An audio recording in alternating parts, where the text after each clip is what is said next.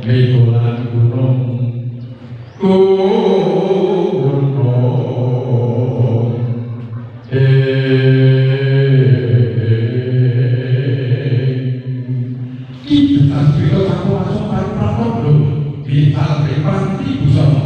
Risang dengan sari di tahun murah di rasuk busana pariwanan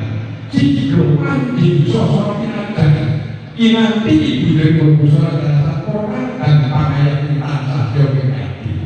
cukri risang dengan sari di sinar kuning gini ketawa mikir pikanitas laras telokan kantor ki dulu pito suara